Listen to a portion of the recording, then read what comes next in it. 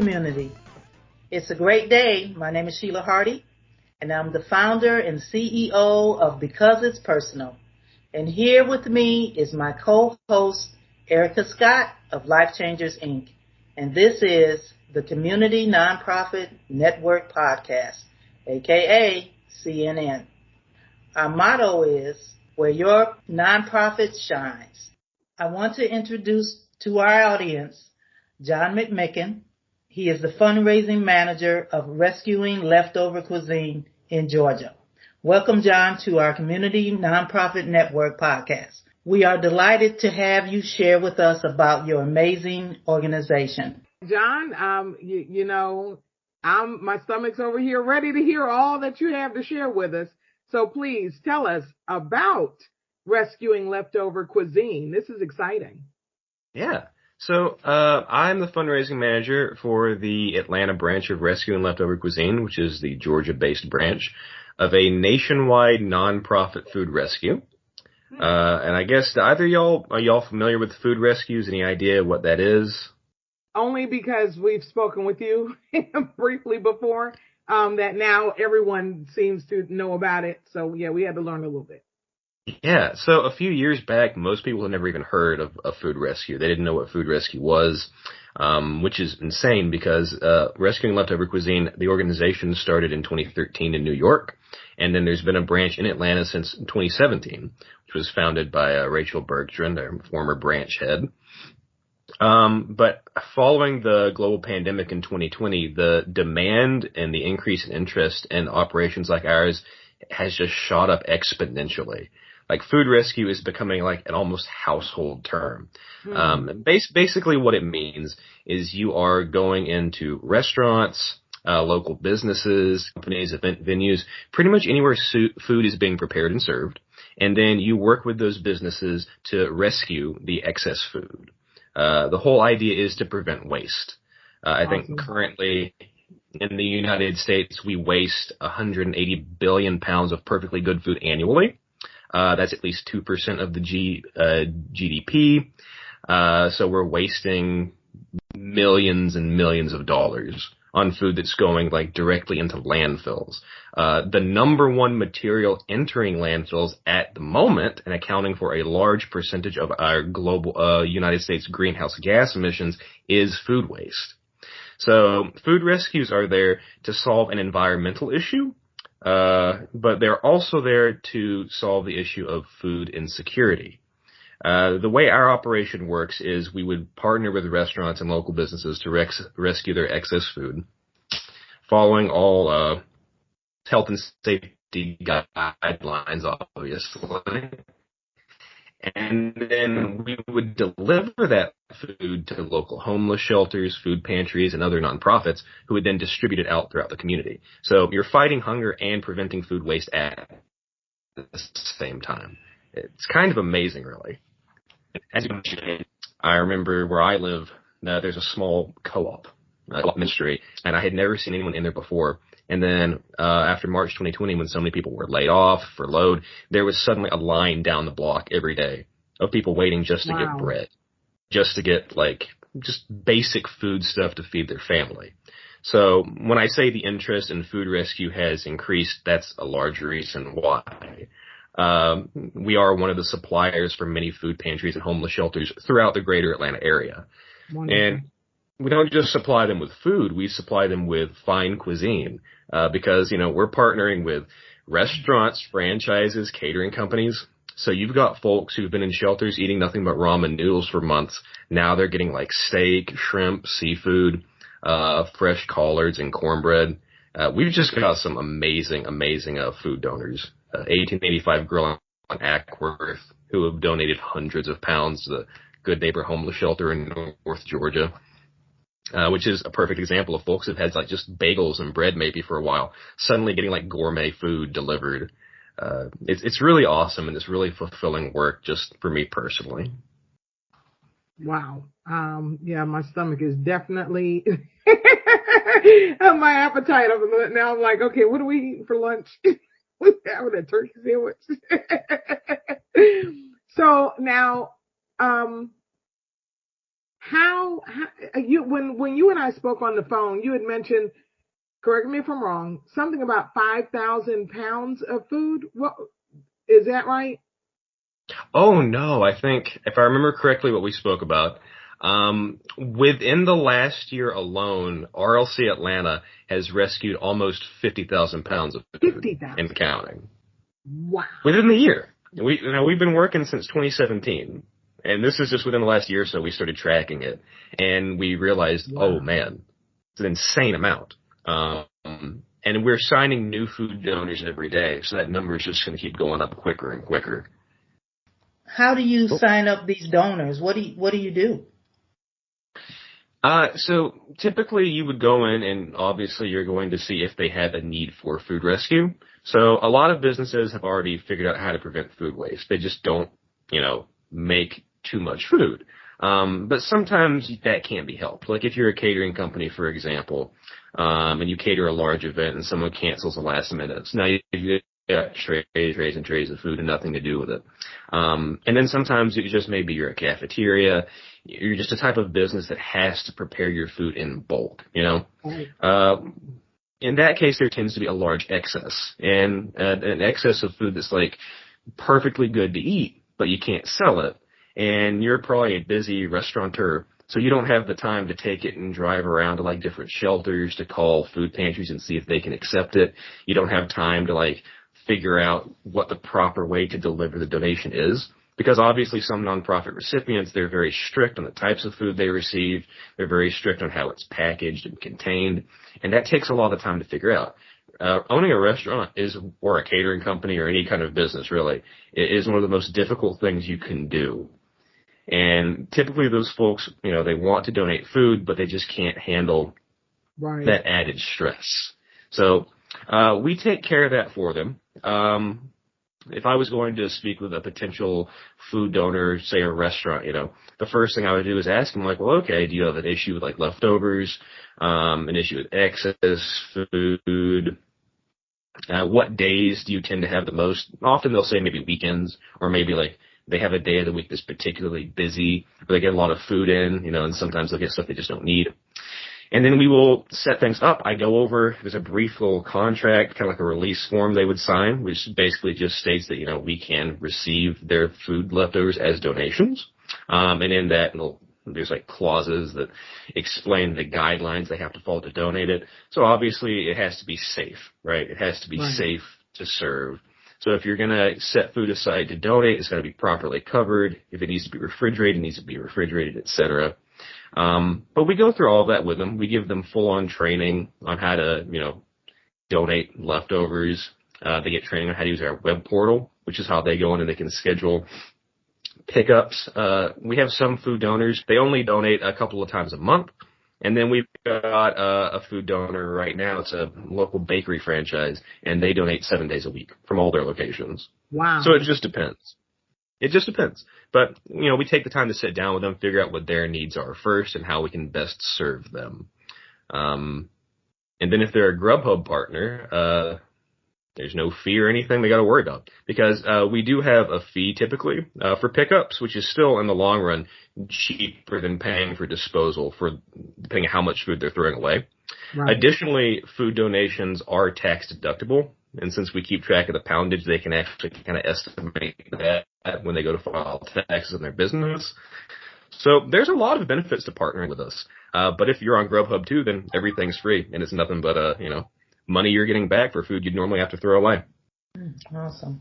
Well, tell me, what are the challenges you're facing right now? Oh, Lord. The biggest one at the moment. Sorry. Oh, no, it's a good question. Our biggest issue, and it's always been an issue for us, is finding enough volunteers. Obviously, if you have someone who's donating food 7 days a week, that's going to be hard to cover regardless. But we need volunteers for things other than food rescues too. We do a lot of tabling events. We're going to be partnering with Cobb Collaborative on Juneteenth this year, for the event in downtown Marietta. So we need volunteers for things like that because when we work large events, there needs to be someone at the table at all times. And there also needs to be folks to help carry out food donations if we happen to sign a couple of vendors while we're at the event.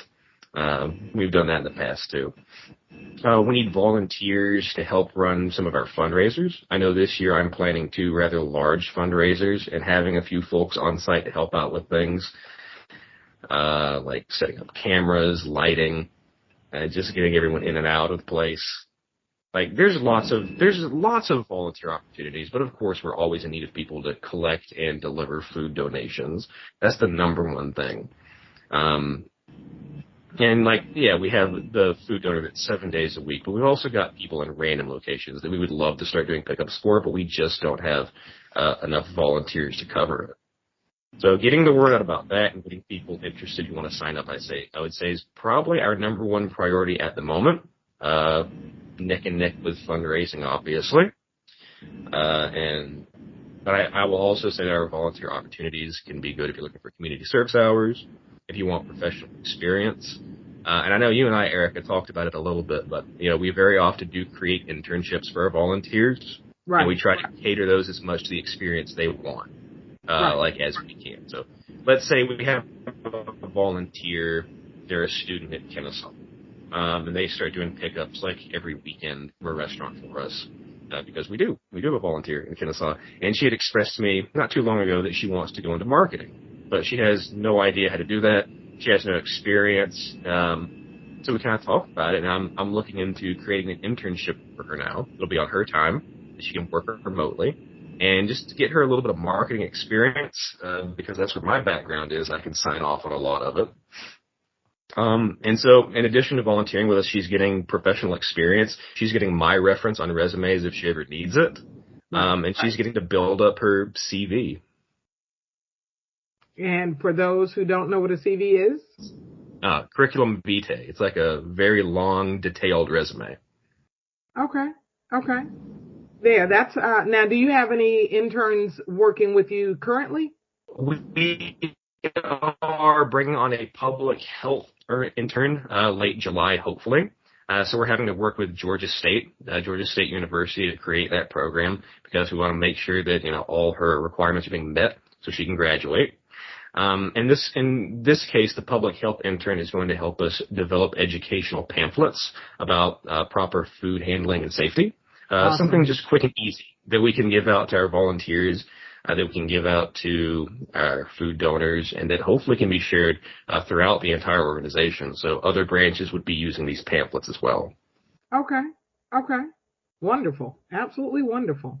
Well, how long have you been fundraising, or how long have you been managing this organization? How long have you been doing that?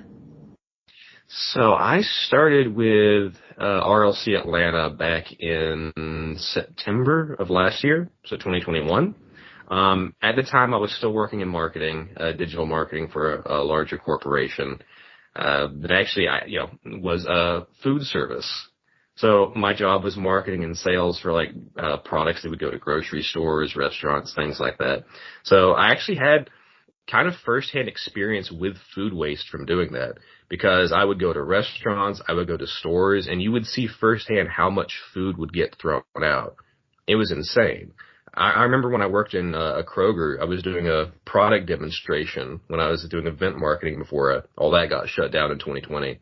And I remember being in Kroger and going in the back and seeing them throw out all this produce, most of which was perfectly fine.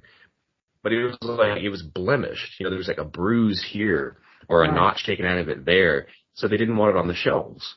But the food was perfectly fine.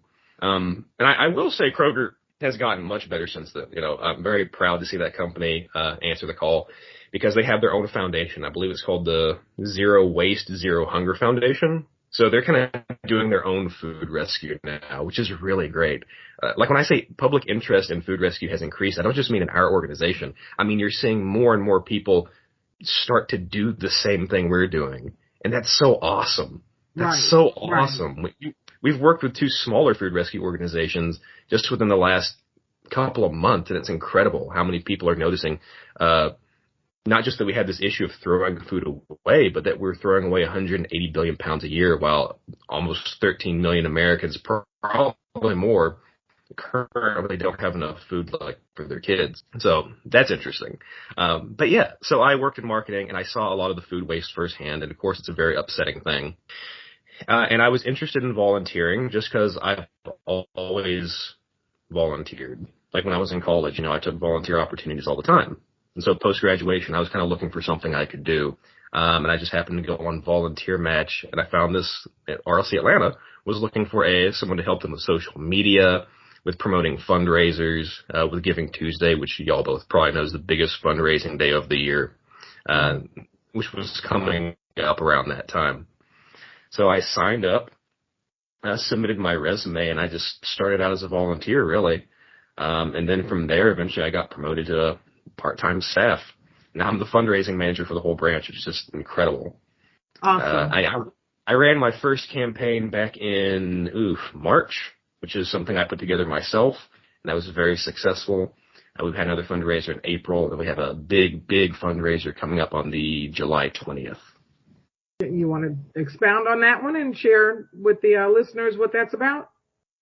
Yeah, so July Bonus Day is one of our 4 big matching campaigns we have throughout the year. We do these through global giving. So there will be Little by Little, which is a matching campaign that's held in the spring and the fall. And, of course, Giving Tuesday, which is the Tuesday after Thanksgiving of every year. And then we have July Bonus Day, which usually falls sometime in July each year. This year it's going to be on the 20th. And it's what it is a matching campaign. So it focuses on mid-sized donations, anywhere from $100 to $1,000. I'll have to double check the actual percentage that is matched. But essentially, if you donate on, you're increasing the amount of money you're giving to us without having to spend anything out of your pocket. So matching campaigns are great. Like, people love that. They love to see, like, if you donate, this organization will, match that for 50% or 100% or however much. So July Bonus Day, that's a good one. We're going to be doing a raffle for that. We've partnered with a local business that does custom wine and liquor bottle cases. They're actually very, very fancy.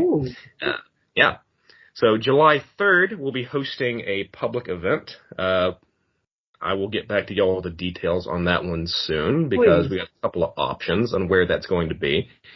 Although it looks like Grant Park Farmers Market might be the place.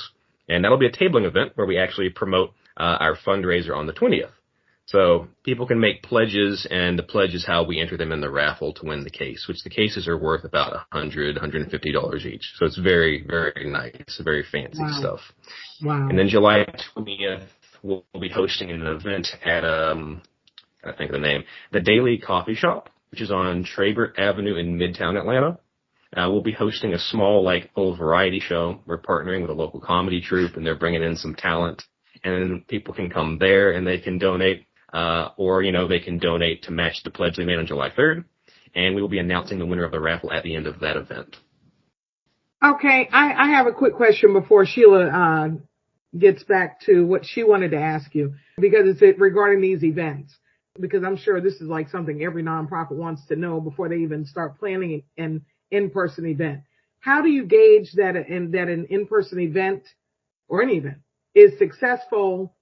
How do you project what to expect to get from the event, I guess is the way to say that. Yeah. Well, it depends what you're wanting to get out of it, I suppose.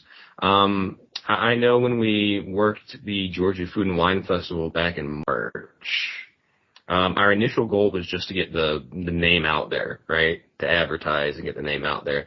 But I started looking at it. It's like, this is like a big event. There's a lot of opportunity here. So it went from, we're just going to go work a table to, no, we're going to work a table, but we're going to partner with the vendors at the event. We're going to rescue the food, right?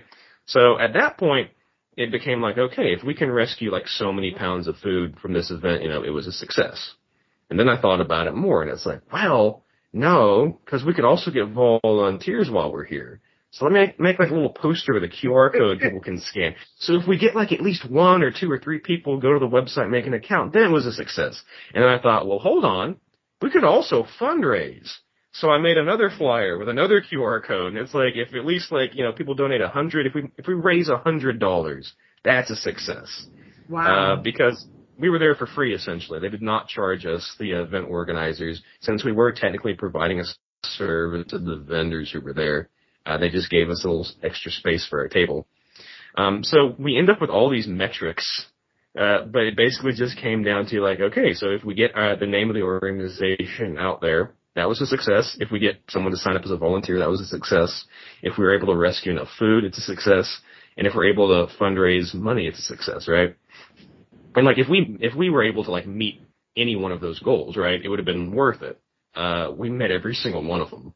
Wow. And it was great. Wow. That's awesome. I mean, we rescued, one night alone, we got about 200 pounds of food, from Kirkland. I probably shouldn't say who it was actually, because the person that signed off was, they signed off just like personally, not as a representative of their organization, obviously. It was a much bigger company.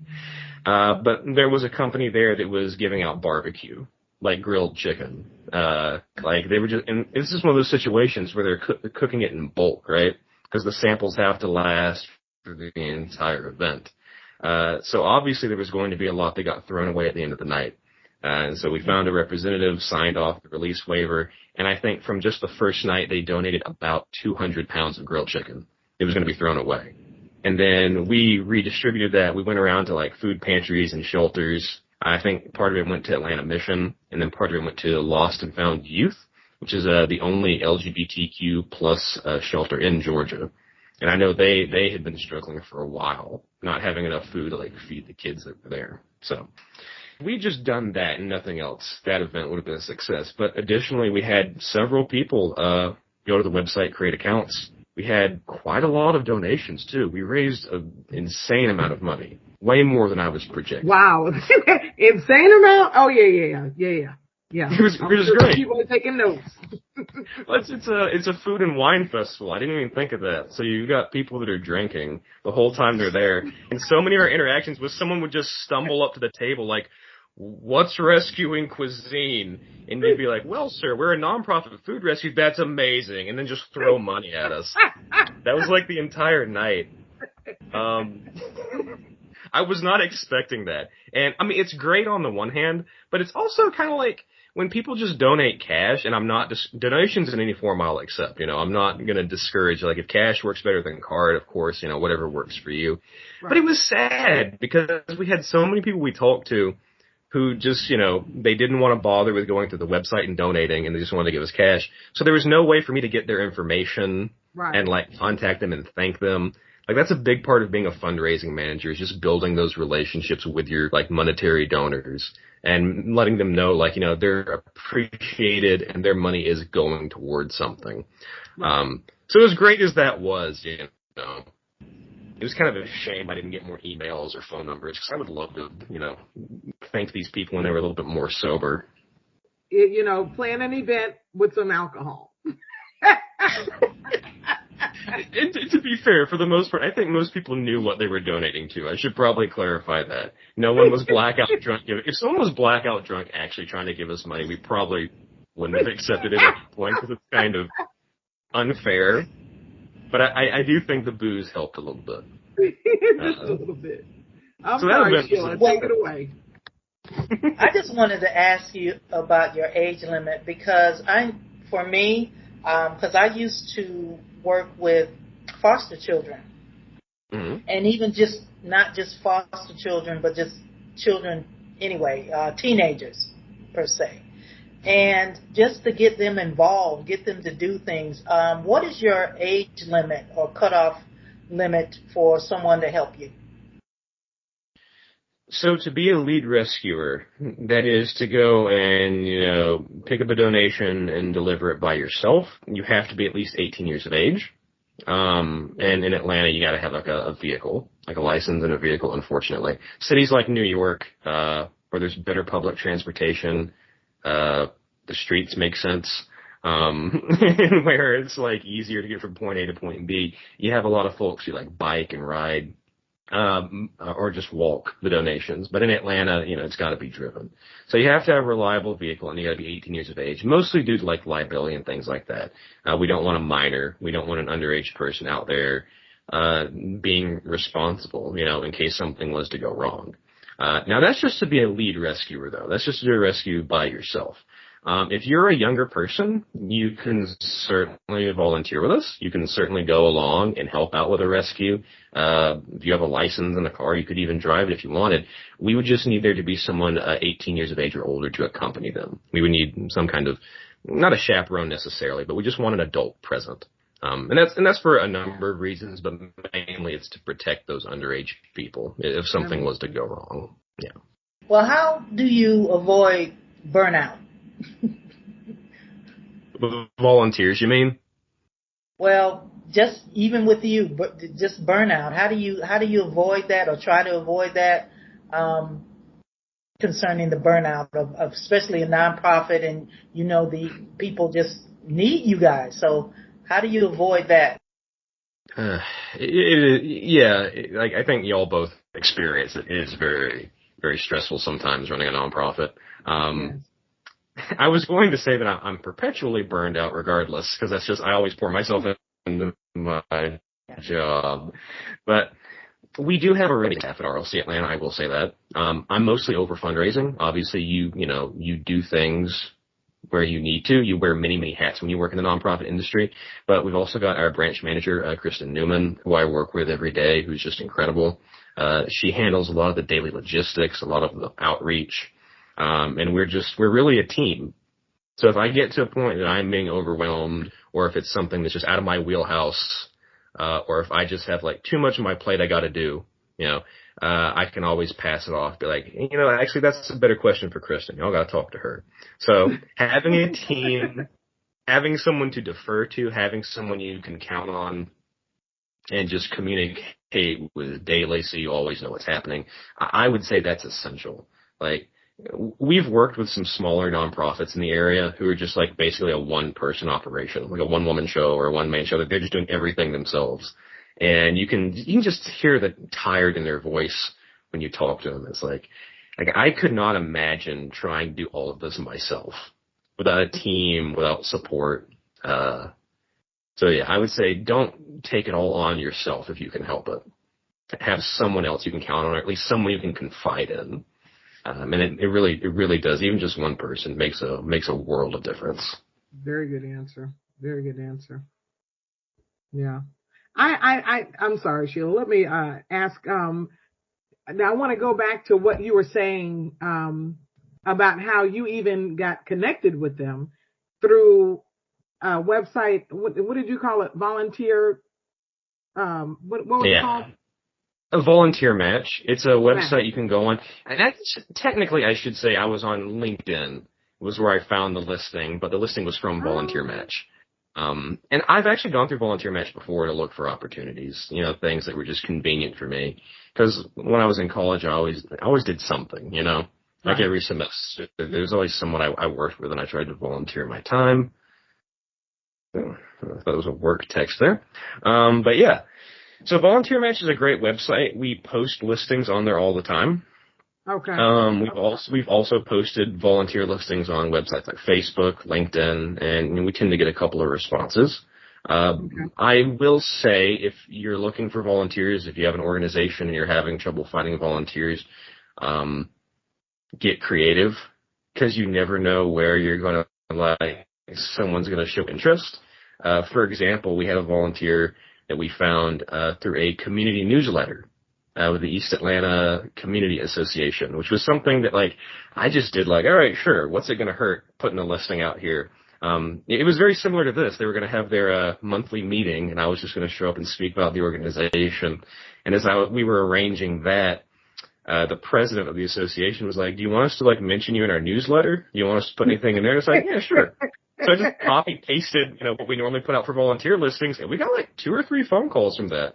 One person ended up signing up as a lead rescuer, and they were driving from, dear Lord, Union City all the way up to East Atlanta just to do rescues. And you want to talk about burnout. That was a situation where, I kept talking to this person are you sure you want to do this? Are you sure? You want to go in Atlanta traffic? And I'm not going to stop you. Just the thought. But, yeah, it gets old fast. I don't live in Atlanta. That's why I was asking, because Sheila asked about burnout, and but again, nonprofits, we don't have a budget. You know, especially if we're not started by like some rich celebrity or, you know, something like that. So that's why I reverted back to what you said. And I'm glad you said that you got that through LinkedIn, because that's perfect. Thank you. I'm sorry, Sheila. No, that's all good. That's all good because our listeners want to know that. Right. So that's all good. Well, another thing that I wanted to find out, are you looking for more partners with your organization? Always. Like, we are expanding at really an insane rate at the moment, which is part of why the search for volunteers is so desperate at the moment. It's not that we don't have volunteers. We have incredible people that work with us every day. And we have support from a few large corporate entities too. And I know Grubhub just gave our organization a $1.5 million grant that we're going to spread out over 3 years. Yeah. Wow. We got to spend that money too. You know, when you get that grant money, you got to spend it. You can't sit on it. It's got to go to something. Right. And it will go to something. Because we sign new restaurants every day. Like, we don't even really, at the moment, we've not been doing that much outreach because the restaurants have been coming to us. Like, I've been getting emails and phone calls, like, every day, from, like, a bakery in Alpharetta or maybe a restaurant down in Happaville. And they're like, hey, can we start donating? And we're getting to that point of, like, let us find people. Hold on. Like, just wait a minute. Because this is, like, we're getting calls from areas we've never even had volunteers before. So partnering with other organizations is a great way. We're always open to that, whether that's in the form of collaborating on events, fundraising campaigns, or even just straight up sponsorships. Because in addition to, like, you know, working with places like Cobb Collaborative, and, you know, shelters and places like Lost and Found Youth, we're also sponsoring a lot of smaller organizations, assuming we have the bandwidth to do that, which we do in the case of Vegan Meals That Heal, which is a great organization doing amazing work. And then Campus Kitchens Project at Georgia Tech. That is a student-run food rescue operation. We're going to be sponsoring them in the fall semester this year. Really, really looking forward to that. Wonderful. Wonderful. And how does a nonprofit, I know Sheila just asked about partnering as far as the restaurants, but how does a nonprofit connect with you? Pretty much the same way that any other entity would. There is, if you go through our web portal for RLC Atlanta at rescuingleftovercuisine.org, you can send inquiries to that email. There's a form you can fill out on the website with questions and things regarding the branch. People can email me directly. I give my business cards out all the time, so I'm constantly getting emails. And that would be John at rescuingleftovercuisine.org. I would normally hesitate to give that out so freely, but everyone's got it now. Like, my business cards are out there in the wild. So I just expect random emails at this point. But yeah, email's probably the best way if you have an interest or an inquiry. Just get in touch with me or Kristen, who would be the Atlanta at rescuingleftovercuisine.org address, and we get back to y'all as soon as we can. Okay. Just to be a little bit more focused on that question or that process. If I have if I am like an independent nonprofit, one person, you know, operation who likes to pick up food from one place and take it to homes, like I have maybe a circle of seniors I want to feed, or, you know, maybe some seniors at a assisted living facility. Could I come to you and like kind of, you know, pick up from you, or do I have to be one that you deliver to? Does that make sense? Yeah, we could do it either way. It just depends. Okay. I know there's an organization called Umi Feeds, which is run by Ericka Umi Klahar. If you want to talk about like a one-woman show, that's a good example of one. Shout out to Umi Feeds because they're amazing and the work they do is amazing. So in the case of that organization, we do deliver the food like directly to her. And she has a space in Atlanta she uses. And so if we have any food donations to send her way, you know, we deliver them and then she gives it out to folks. Okay. Like soup kitchens and things like that. But we've also had some organizations where folks just, you know, wanted to pick the food up directly themselves and take it. Yeah. We've had that kind of arrangement before, so we would just have them sign up as a lead rescuer in our system. That way we can track it. We know how much is being donated. But then, at the end of the day, they're getting the food, and then they're getting it to the people that need it. So okay. You could do it either way, really. Okay. Awesome. So do you ever have leftovers from leftovers? Meaning, good question. I'm sure you probably don't, but just a question. You just give everything out and then that's it. It is, once we deliver it to a nonprofit recipient, it is up to them how that food gets distributed, whether it goes to their residents or into a food tree or made into a meal or something like that. So, I could say, once we do that, it's like, dust your hands off, you're done. But ultimately, our organization is committed to preventing food waste. And when we work with a nonprofit, whether it's a nonprofit recipient or a partner or a sponsorship, we try to stay in touch with them on a regular basis. Check with them like, hey, are you getting enough food? Are you getting too much food? Is this the right fit for you? Because obviously we want those professional relationships mutually beneficial. Right.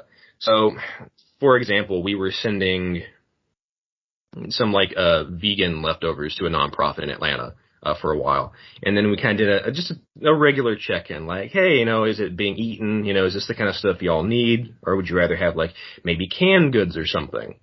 Would that be a better fit? Would y'all prefer food that's prepared or unprepared? Because, we have some restaurants that donate dry goods occasionally. And we want to know that they're getting what they need, for their residents or for the community they're serving. And this nonprofit responded with, yeah, so that vegan stuff is good and all, but no one's really eating it. They just kind of pick through it and they don't know what to do about it. And I'm like, oh, okay, so it's not really, it's kind of going to waste, right? So then we're like, well, let's find a nonprofit that really wants this stuff and people will eat it. And then we'll find a different food donor and send stuff over to them. Because it just seemed like, these vegan meals were not a good fit. We tend to be very involved. We're very dedicated, to fighting hunger, but also to preventing waste.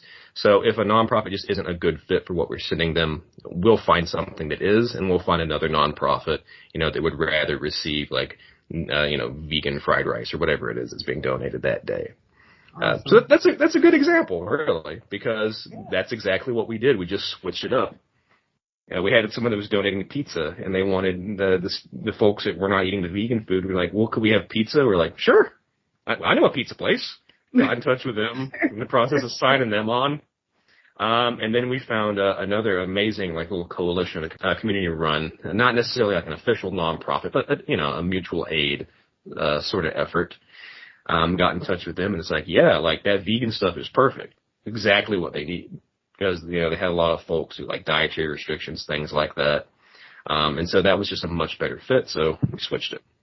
Well, what have we not discussed? Can you think of anything our listeners would want to know about, the organization?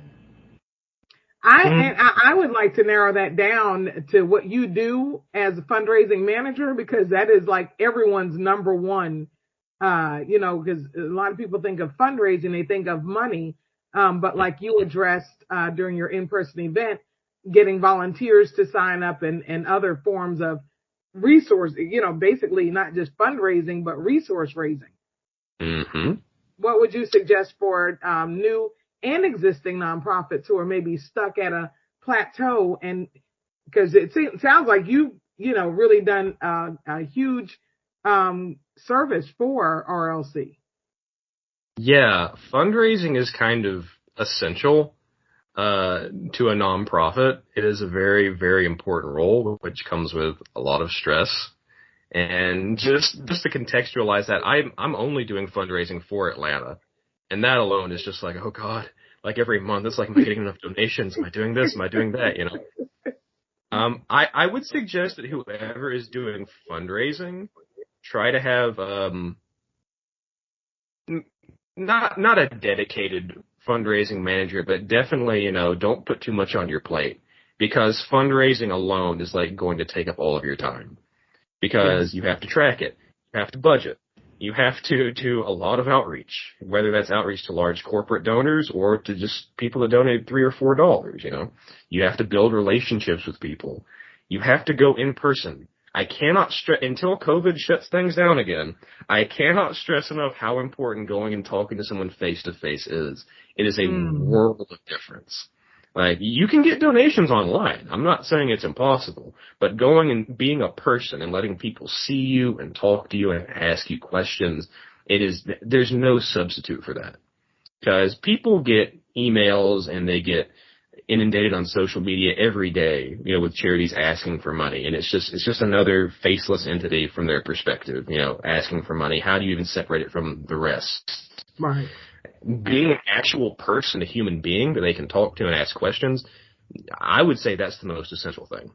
And that goes for monetary donors.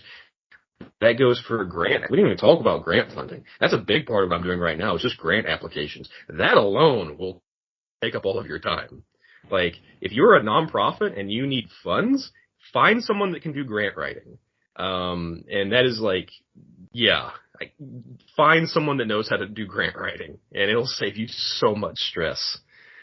The 150,000, I'm sorry, the 1.5, I don't know why I keep leaving a zero off. The 1.5 million grant that you received, you wrote that grant? No, that would have been Rachel Bergstrand. She was the founder of the Atlanta branch. She's the grants manager, and I believe now she's our development director.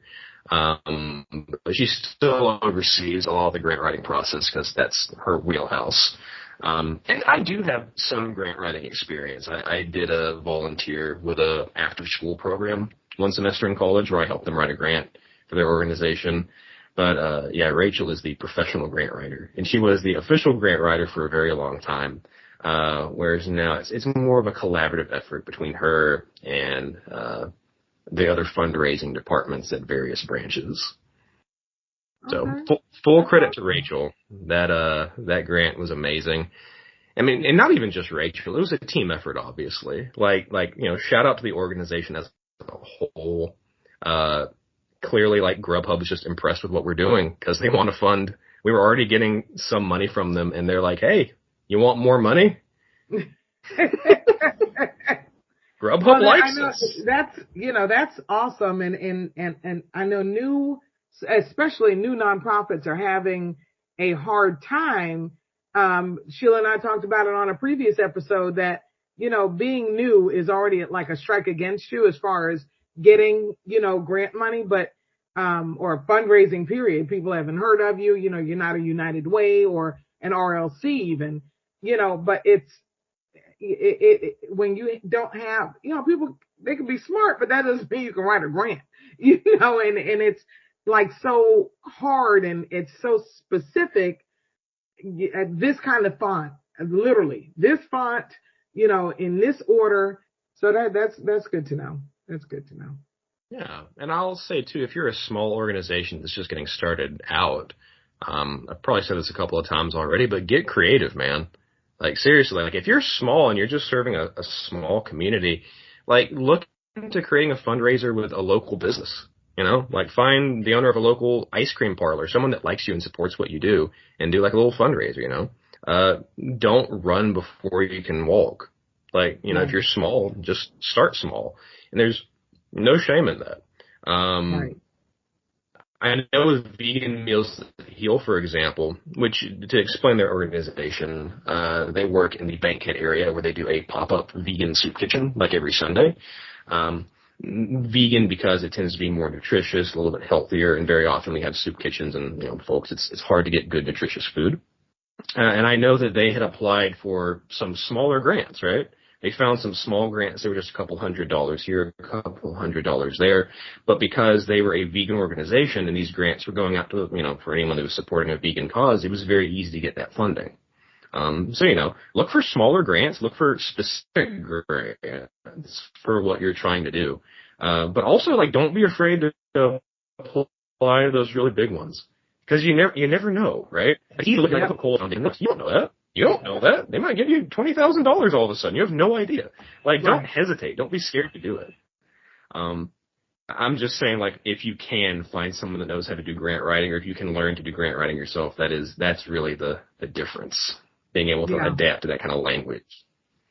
Yeah, there are organizations, not organizations, but there are are people out there who put themselves out as grant writers, and they charge an arm and a leg. And like I said, a nonprofit, a lot of nonprofits have started from, like nothing, just enough to file the paperwork to become a nonprofit. So when someone's saying, oh, well, for 500, 1,000, 1,500, as high as $25,000 to write a grant, it's like, okay, can I figure this out? But then you're spinning your wheels trying to do that. And here you can be, putting that effort and time into something else. So that's, no, you're right though. Start small.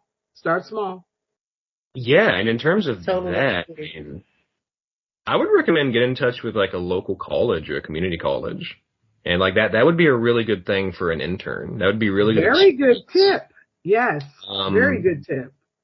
Like I was an English major in college, and I guarantee you will find people in the English departments at like Kennesaw, Georgia State, UGA, who just really need an internship. And they would kill for the opportunity to do something like write a grant or help write a grant for a nonprofit. Like that would be so good on their resume, but it's also just something you get to feel good about at the end of the day, Right. Right. I would have killed for an opportunity like that when I was a student. Like I did have an opportunity like that. And it was life changing. But like definitely when I was getting closer to graduation, would have been nice to have like a nice little internship like that under my belt. So I would say look at English departments, communication departments at local colleges, community colleges. Find a professor, collaborate with them, develop an internship. And obviously what's really great about it now is since so many people work remote, it's so easy. Like you're not asking some college kid who's broke to begin with to drive an hour into Atlanta to sit in an office for 30 minutes and write something out. It's like, you got a laptop, kid? You got Google Docs, you pull that up? All right, cool. We're going to do a meeting once a week. And it's like the easiest thing ever, and you don't even have to feel bad about having like an unpaid intern because it's like, I'm not really asking you to spread yourself too thin here. It's just you're getting some experience you need, and we're getting help that we need so we have more bandwidth. Right. No, the intern, our first intern just finished the 10-week program we have on Friday, was her last day. Awesome. I said, whenever you need a referral, don't hesitate to list me. Yep.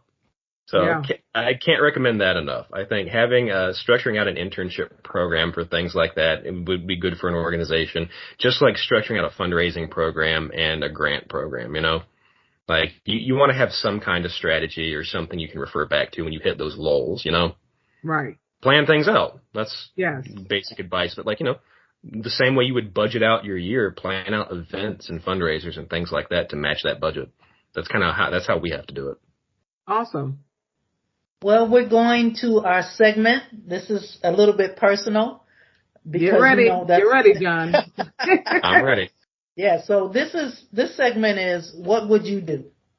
Okay. So we have a couple of questions. So be honest, that's all we're asking. Okay, so what would you do if money wasn't an option?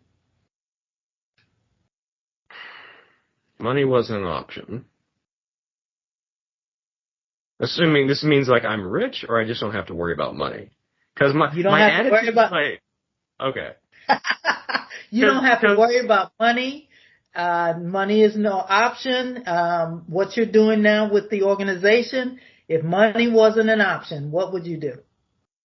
I would definitely keep working with Rescuing Leftover Cuisine because I do love this organization. I love the people. I love what they're doing. I would probably be volunteering with them if money wasn't an option because it's like getting paid to work for a nonprofit. It's such a privilege to get to do this for a job, It's such I know a lot of people who do nonprofit work and they're like, well, I'm privileged, so I have to do this. I don't look at it like that. I look at it like the fact I get to do this is a privilege, that I get to serve communities for my job and not just make money for someone else. Like, that's amazing. But there is a part of me that's feels bad taking money for it in a way.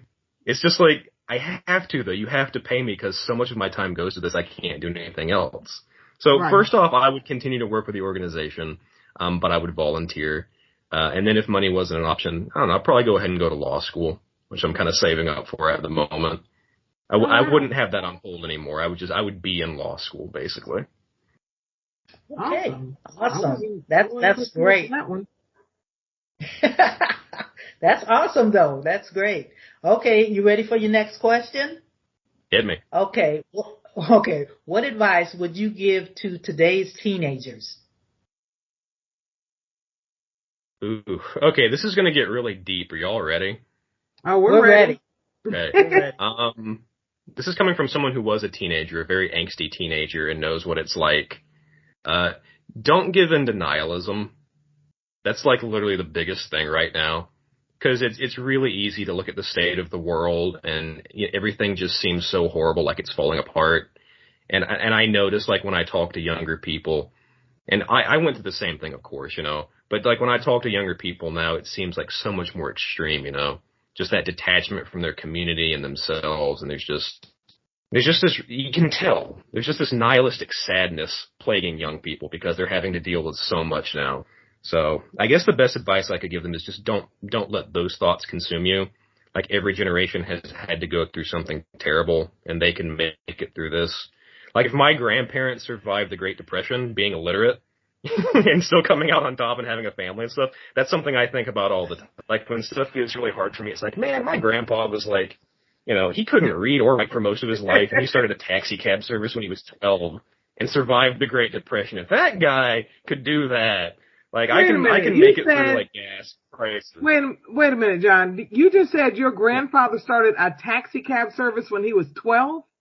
It was a different time, man. They didn't care. This was like rural Wow. Georgia. Oh, Yeah. I feel like a slacker. It was rural Georgia in the 1920s. So he's this 12-year-old. It's crazy too, because when he was a baby, he had smallpox, and he almost died. And this was from a time period where people would have like 8, 9 kids because they expected, 4 of them to die, Right, so this young boy got sick, and his parents were like, well, he's not going to live till adulthood. The country doctor's like, yeah, he's not going to survive, So they just kind of gave up on him, He had a really hard life. He couldn't speak for a long time, and then he had a debilitating stutter, which I've kind of inherited, I think, because I tend to stutter if it wasn't obvious from this interview. But he had a really hard life, and then at 12 years old, he needed money, and he just taught himself to drive. He got like a cheap little car, and he had a taxi service. It was like, cool town. So, I look at that sometimes. It's like, if he survived that, like, if people made it through World War II, we can make it through World War III or whatever's going to happen, Yeah. It's just, things are, in a lot of ways, things are worse than they've ever been, but in a lot of ways, things are better than they've ever been, and you just have to, like, keep that in mind, and you just have to, like, not give up and not let that nihilism consume you. Because it's really easy to do. It's really easy to do when you're young. And especially now that we have, like, this constant news feed, 24/7, just negativity from the internet and everywhere else. You gotta learn to regulate that. You gotta learn self-care and to step away from it and just remember that you're a person doing the best you can do. You're not responsible for what happens to the rest of your world. You're responsible for what happens in your community. And definitely step up in your community and find a lot of sense of purpose and meaning from that. But whatever you gotta do, just I'm still stuck on, you say 12 years old with a tank. I'm like, what does he put, like, they're looking like the little rascals, with the little go-karts? Yeah, that's what kids had to do back then. There was no first of all, we're designed to survive. Right. Period. Mm-hmm. Right. Like you said, it could be World War III. We are put together to survive. So it's like there's always answers. You just gotta find it. Right. For everything. Yeah. Mm-hmm. There's answers where nobody has to be on this earth hungry. Right. Well, I mean, it was the reason why I guess I'm so passionate about RLC is because, when the pandemic first hit and they shut down schools, it was heartbreaking to see these dairy farmers pouring out, my God, how much milk? And you have lines of people, who can't get milk. Those same kids that were going to drink that in school are now at home. Why are we not getting it? And it's like, why are the hotels are empty? They're saying, they're crying, why are we not using them for shelter for these people who are, oh my gosh, it just went haywire. And you know what? I hate to say it, but unfortunately, if this were to happen again or get that bad again, I think we'd still be looking at the same horrible results. This is my opinion. Yep. I hope not. I hope not either. I wonder. I hope not either. But I really don't think we've learned our lesson, because it seems like we're still repeating certain things. Like, okay, why are people hungry? Why is RLC, one organization, saving 50,000 pounds of food? Why is the government not redistributing that? And that's why I say, unfortunately, I think we'd be repeating the same. But I'm not going to go, I'll get off my soapbox. I digress. Well, let me just put that in there. I'm hoping that we start learning that it's all about our communities, and the government, we've seen what the government is doing and is not doing. So we have to take on the responsibility of taking care of our own community. We're going to have to start doing that. And once we realize that, the sky's the limit. Mm-hmm. Yeah. And I think that's why community nonprofits like Rescuing Leftover Cuisine, like Because It's Personal, like Life Changers are, and the other 1.5 million nonprofits, you find a need, you solve that need, fill it, and the sky's the limit. Mm-hmm. So yeah, that's awesome. Did you have another, what would you do? Other ones, but you're so deep. Okay. If you can change one thing in the world, what would it be? If I could change one thing in the world? One thing in the world, one thing, what would it be? I gotta think about that, right? And it can't be about hunger, because we already know you're all in on that one. Because that's what I was going to go with. No, I was going to go with the hunger thing. I saw it in your eyes.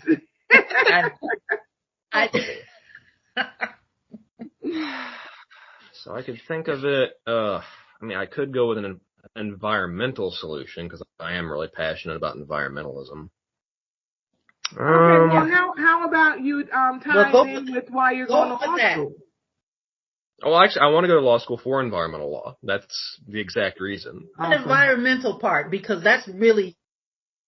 It's going to be big. Environmental law in the coming years is going to be big, because people are starting to... Yeah. The effects of climate change are really starting to kick in where we can't ignore it anymore. Right. And you're seeing more and more of this desperation among people of like, we got to stop climate change, And I'm over here like, the chance to stop climate change was 20 years ago when Al Gore was trying to get y'all to listen about it. We kind of missed that window by a bit. That's not to say you can't do anything. Again, it's not hopeless. There's a lot of things you can do to help the environment and save the environment. But this mentality of, we have to do it now. We got to stop it. Like, you can't. It's been done. The damage has been done. So I foresee a future where there's going to be stricter and stricter environmental regulations, but they're going to be enforced on people who are already struggling, lower and middle class.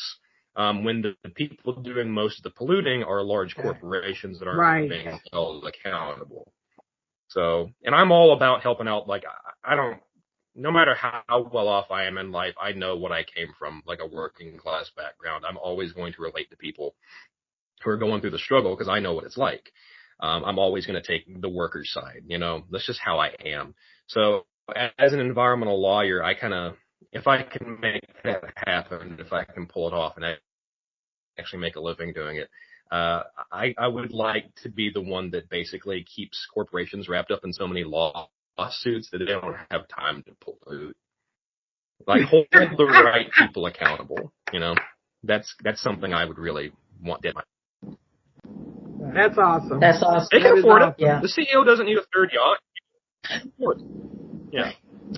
But if I could change one thing in the world, I would say housing. Since I can't see it, I would say housing. Because the way I view it, if we have the ability to feed, house, and clothe every person on Earth, which we do a couple of times over with the right systems in place, you have a moral obligation to do that. Right. Not as an individual, but as governments, you have an obligation to solve that issue. Right. So I would say work on giving human beings access to adequate shelter. That would be the one thing. Provide the necessities: housing, clothing, and food. That's awesome. Let them survive, and then they can figure the rest out. But they got to be able to meet that base level need for survival before you do anything else, whether that's food or shelter or clothing. I'll say shelter since I can't make food. Right. You are so awesome. Did you have another one, Sheila? Well, no, that was it. That was it. Oh, They man. were all and one thing about it is, if you were running for political office or whatever, I would vote for you. Yes. Yes. Oh, wow. I have a question. To go a little further, since Sheila doesn't have another question, to go a little further into the what would you do if you could change one thing? Renewable energy, since you're into environmental, that everyone's on this big gung ho, giving huge, 20 or $30 billion grants, I think, for renewable energy. And how do you think that the efforts can make a difference? Yes, but it depends on where you're sending the money. So, for example, I know the government is throwing like billions of dollars at the automotive industry for electric vehicles right now. Right. And I'm not against that, and I'm not against electric vehicles, but the issue is that technology is very new, and we know very little about electric vehicles. So just because they're throwing the money at it doesn't mean we're going to get something out of it. Additionally, we don't have the infrastructure to support electric vehicles, which if you're going to throw money at the automotive industry, I would also invest in having that, where if people are going to have electric cars, they can charge them. And it's very hard, because environmentalism is important, but it's also becoming, I don't want to say trendy, but we're at a point where there's all these really goofy, fix all kitschy solutions to things like vertical farms, for example, which are a horrible idea. We could do a whole podcast on why vertical farms are the dumbest idea I've ever seen, but it looks cool. It looks futuristic. And someone's like, it's for the environment. And people are like, take my money. And no, you can't put farms in a building. Where do you think the roots are going to go from the plants? They're going to destroy the building. You're going to spend more resources having trucks deliver fertilizer and stuff into the city to keep these things going. Right. It makes no sense. Oh man. So so that one gets me really bad. And electric vehicles, I kind of feel similarly about, because obviously I love the idea. But if I had control of everything, we would work on developing some really good hybrids, first of all. And we're building electric cars that are affordable and sustainable. Because you also have to think about it from the perspective of okay, well, what happens if you're out? Number one, they'll cost more than the car to replace. But number two, when they degrade, that's also bad for the environment. Right. Secondly, if you're charging your car with electricity made from burning coal and non-sustainable resources, that's not an improvement. You haven't made anything better. So I think getting people just to not throw money at these really trendy, exciting new ideas and invest in the infrastructure we already have. Why are we not improving our train transportation? We have all these train lines across America nobody's using. That alone would fix so many problems. Right. Because I think it's China or somewhere over there in Asia. They're doing, transit is awesome. I don't know. But I was going to say this. Go ahead. I'm sorry. Europe? Oh, no. I was just saying Europe, too. The bullet train system over there is phenomenal. And we have, our country was built along the railroad. Most of these small towns in Georgia were built because of the railroad, Right. Think of in Atlanta, how we used to have those streetcars go everywhere. And the tracks were there for years. They never did away with the tracks. They just didn't use them. That's kind of how I look at it now. We have the solution right in front of us. Improving public walking and biking paths, having access to train transportation, relying on that instead of, trucks and 18-wheelers, which nothing against trucks and 18-wheelers, but trains are just a better option. And the train lines are already there. Right. And we abandoned them, and then it gets turned into a walking path like the Beltline, which is cool, but it's just if you have an option for transportation that could solve traffic, car pollution, everything else, and you're just letting it grow up and get turned into public walking paths, that's kind of a bigger problem in my mind. So, like I was saying, we will vote for you because it seems as though we have the answer, and it's simple. It really is, and we make it more complicated. No, I'm not going to say we. I'm talking about the people that are in power. I don't want to. I do understand it. I shouldn't say I don't understand it. I understand it. I know where that is going, and that's why we need to put people like you. I vote for you. I would vote for you to get this done. You know, I heard, and I could be wrong, I think it was on YouTube, where this gentleman had actually had a car run on water. Did you hear that? No. Actually run on water. And the thing of it is it's like, you got all these ideas, and if it works, hey. Oh, you mean fueled by what? Yes. I'm sorry. I'm thinking he's going across the water. Yeah. And actually there is a vehicle that does that as well. Yes, I have heard that, but they shut him down because there was no way for them to tax it. I remember that. Mm-hmm. So all of this is about money. Always is. Not follow the money trail. Very often. Okay. So again, like I'm saying, I mean, I understand some people say, well, you can't change the system. Yeah, you can. Yeah, you can. Yeah. You put a system in place, you know, to address the broken system. It's kind of this like Ouroboros in a way of just broken systems devouring each other. But like, if our food usage made sense from the beginning, you wouldn't need food rescues at all. Right. But unfortunately it doesn't. So it exists to put a system in place to remedy that issue. Well, we are extremely excited to have you on, and we are definitely, I mean, the number, what you shared as far as the numbers, and I was saying 5,000. I was sharing, you know, that you were coming on, and when I told Sheila 5,000 pounds, and she was like, wow. So when you come on and correct me, that's 10 times more. That is like mind blowing. That is mind blowing, and that's what sparks, you know, the passion about why are we not fixing this, you know, issue? Why food? It's food. We have people hungry. We have people grabbing leftovers over here, people hungry over here. What is the connection? And that was the whole thing during the pandemic. What is the connection? And like you said, John, this is the worst time. It's not the worst time we've ever been through. It's the worst time any of us living have been through. You know, like your grandparents, my grandmother just passed 2 years ago, but she was a Depression kid. And there are still some from the Depression that were young then, but weren't like adults and with kids who had to deal with this like we are now, you know, older and dealing with it. So we've never been through anything like this. But you know what? It almost seems like we're repeating the same thing from then. What, you know, with all this technology and, you know, industrialization but we're going through the same, people are still hungry. What's the last thing you would like for our listeners to hear from you? So yeah, people are hungry. People don't have access to housing, or like, it really does seem like the world is falling apart. And especially if you're a young person and you're in school and they're teaching you like the world is on your shoulders, like it's your responsibility.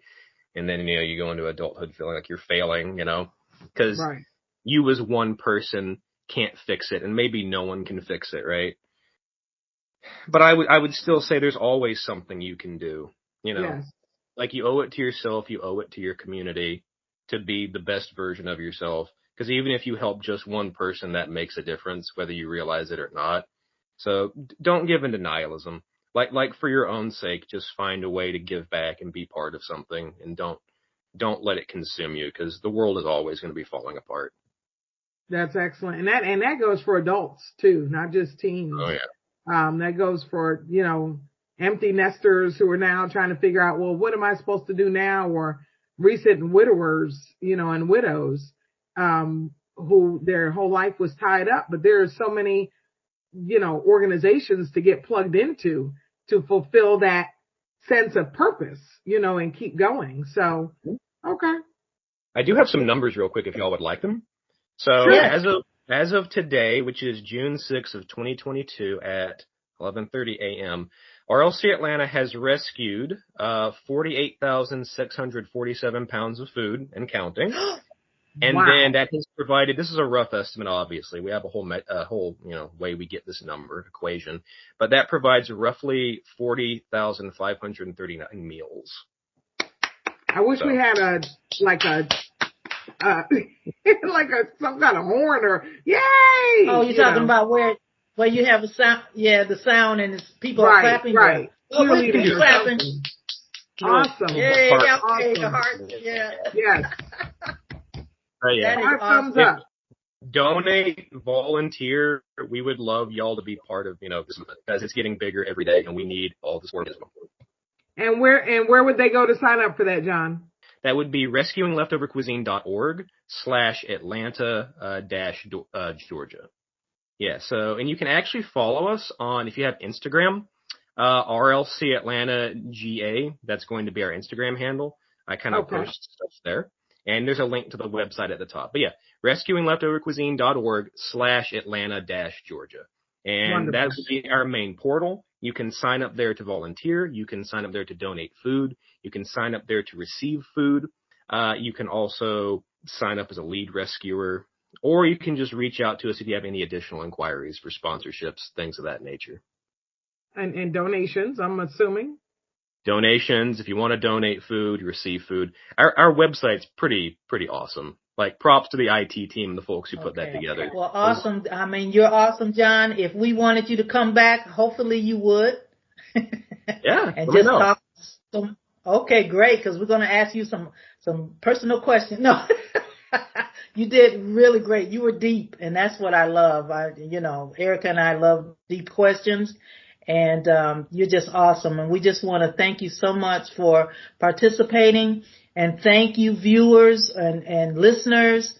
We're just grateful that we have you here. And one thing we want to leave everyone is Wayne Dyer says, when you change the way you look at things, the way you look at things change. So we want to let you know that you're awesome, John. Thank you. Yes. Thank you. And if you would like to advertise with the CNN podcast, please go to thecnnpodcast.com and click that advertise tab. And if you'd like to be a guest like John, then we would invite you to also go to the website, thecnnpodcast.com, and click be a guest. And until next time, as always, be awesome and be blessed.